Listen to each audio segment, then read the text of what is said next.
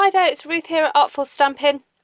Today I'm going to be making a 60th anniversary card, okay? So I don't often get to make these and it's an absolute pleasure when I get to do one. So I've already pre-prepared some of the elements so that I'm not boring you with showing you how to do those, but I will go through all the different elements that I've used for this card. So the base is Soft Sky. And I've cut it to 14.5 centimetres by 14.5 centimetres. So that's just under about 6 inches. So about 5 3/4 inches if you're using those measurements. Then I've cut a white matting layer that's slightly smaller, and I've already gone ahead and embossed it with a softly falling embossing powder. And then I've sponged over the top of it some Soft Sky and some Pool Party around the edges. I've also cut a matting layer to go inside it. So here we have a whole collection of different bits and pieces that I've got ready. So I've used the number of years stamps and framelets dies to cut those out, and the words from number of years. And I love this set because it's so versatile. It's fabulous. And then I've cut out of Soft Sky cardstock. Actually, it was the piece that was left over from cutting out my base, the side portion. And I cut that out with the circle framelets dies, and I think it's the second from the largest die I used for that. And then I adore these framelets, sorry, thinlets, not framelets. It's the Rose Wonder thinlets, and I cut that out of Soft Sky, and then I've actually added extra sponging with Pool Party just to make the leaves a little bit darker. And then I cut out this portion only here, an extra one that I'm going to be using. Then here is the matting layer for the circle. So this is out of the there's a collection of circle and scallop framelets, the collection, and that fits beautifully there just to give that lovely almost like lace edge there. Then these are a little bit of a sneaky peek product. This is going to be coming out in the spring summer catalogue. It's a set of framelets called Sweet Cake, and in there is this gorgeous rose one which just matches beautifully. It's like a mini version of this one, so you've got kind of like the daddy, mummy and baby version here. Okay, so I've cut those out ready to use. And what else have I got? And then with that same Sweet Cake framelets die, there is a little it matches one of the stamp sets, but it's this kind of like odd circle kind of shape. It's not quite a circle, it's like the outline of a rose, and I thought that would be nice just to pop behind this little image here, just to make that show up a little bit more, because otherwise that can get lost within the card. Okay, so I've assembled everything, and I'm ready to stick everything down now in front of you.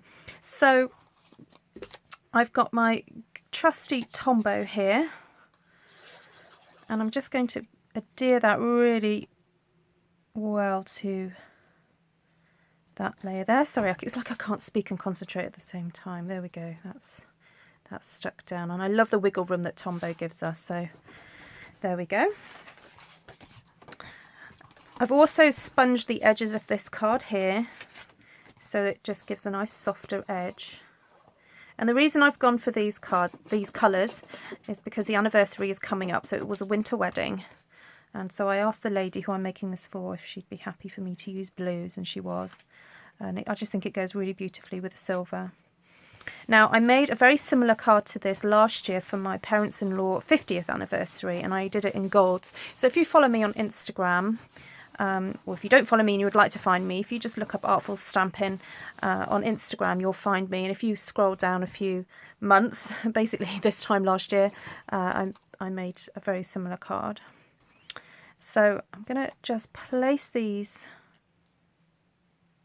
where I think they should go to get a rough idea of my layout before I really start to stick everything down. And as I said, because I've done this before, I know roughly the areas that I want to put these into. I'm going to pop a leaf under here,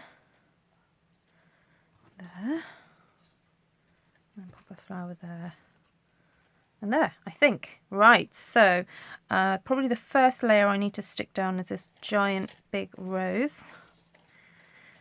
So I'll get gluing with that and come back to you.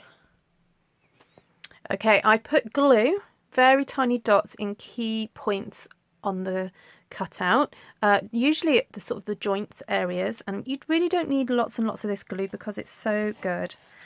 I'm just going to lay that down, and once you've got it down, you can't move it. Otherwise it leaves kind of like sticky residue on your card, and you really, really don't want that to happen. So you have to kind of commit, go for it and commit. So here is my other leaf element, and I'll just show you so that you get an idea of how to do this. I'm just placing them in kind of key points where perhaps the die cut is a little bit thicker, and I'm using my nozzle just to kind of spread it around a little bit. There we go. Just going to pop that under there like that and stick that down. Don't be afraid to take time to really make sure it's adhered well, because we don't want that falling off. Oh dear. Okay, just be a bit more careful than I am. Let's stick another blob under there. Okay. All right. So now we're going to glue all these little roses and bits together. Okay, so I've adhered these elements on, and the roses to their backgrounds. And I just want to start assembling with the dimensionals. So I've got the larger dimensionals here to do the main circle. And then I'm going to be using the smaller dimensionals to put the numbers on. And I love that Stampin' Up! Have done these smaller dimensionals. It just saves so much time cutting up.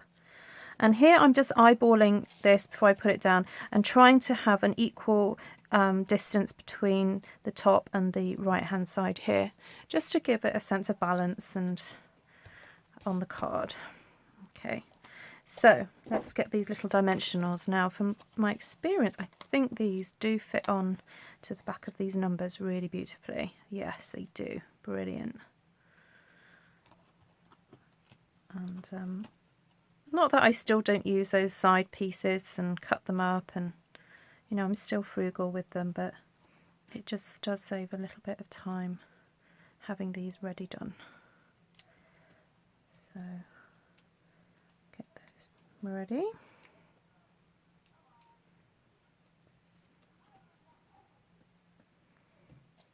I'm just going to get the other one there so that I've got something to compare it to.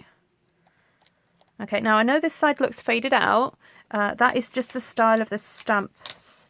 I stamped with Versamark, then put the silver embossing powder over the top. And it is supposed to be kind of like a watercolour faded out effect. So before you worry that your stamps are defective, they really probably are not. It's just that kind of watercolour style where it's not a kind of block colour.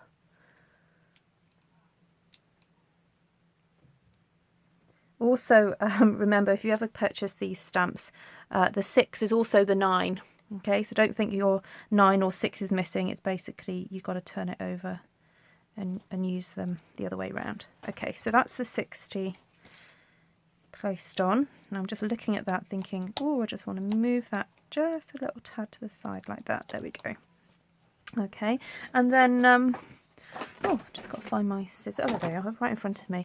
So then I'm going to use these little end strips to pop on the back of my sentiment here. There we go. And so I'm going to have a little play, figure out where I want to place this. So I've got happy there, then 60th.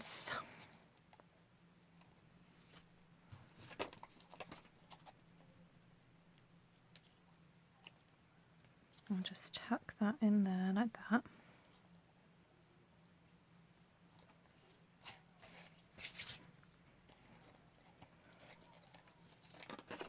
And again, going to use these end bits for I once did a workshop where at the end I was clearing up and I found all these end bits in the bin, and I certainly rescued those back out of the bin because they're so useful to use, especially for long pieces like this. Okay, we're on the home straight now.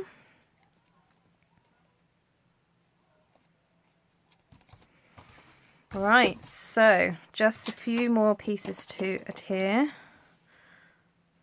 and the inside to stamp. Okay, so here I have my inside layer that I'm going to put, and I'm just going to stamp the rose image just on the corner to have that a nice decorative element there. And then I'm just going to pop a couple of these floral images around.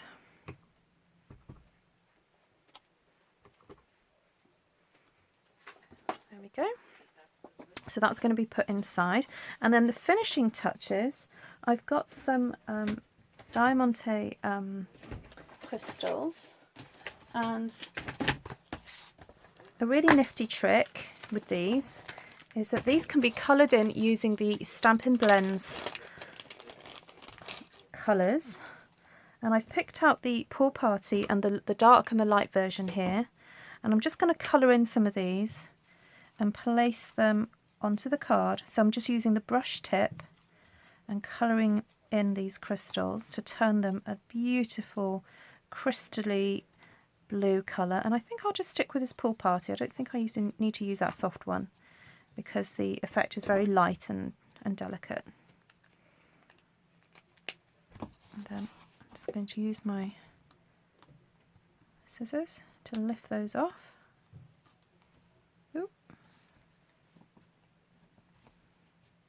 And this is just like the icing on the cake.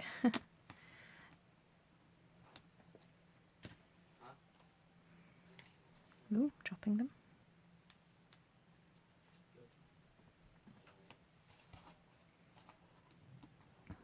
It's been very cold here.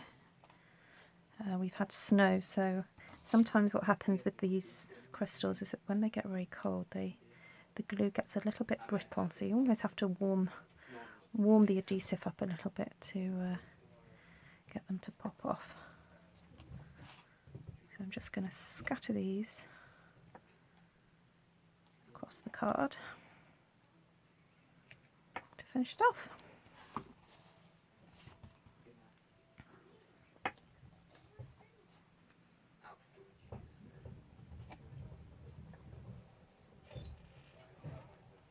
Right, there we go. Thank you for joining me, and I hope this inspires you to create your own beautiful luxury card for that special occasion. If you've got any questions about the products I use, please type them in the box below or message me, and I'm more than willing to help you out with any questions you may have. So pop along to artfulstampin.co.uk for some better pictures of this card. Take care, bye!